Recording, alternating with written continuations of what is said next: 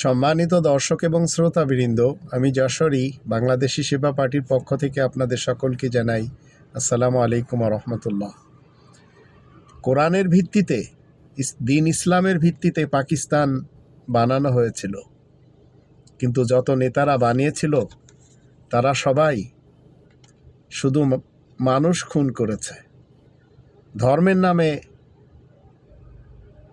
তারা বিভিন্ন ফিরকা, party, Maslak এবং মাযহাবে বিভক্ত হয়েছে। মুসলিম কেউ ছিল না, নামে শুধু মুসলিম লীগ ছিল।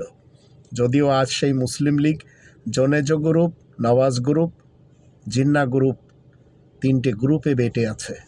তবে ইসলামের জায়গায় রয়েছে, দিন ইসলাম কায়েম করতে পারিনি, যার জন্য ৭১-এ আমরা দেখেছি ৩০ লাখ, আবার ৪৭-এ ২৯ লাখ, আবার বলুচ ২ লাখ এইভাবে মরেছে এবং মরতে বাধ্য হয়েছে এই কোরআন বিরোধী নেতা, নেত্রী এবং কর্মীদের কারণে।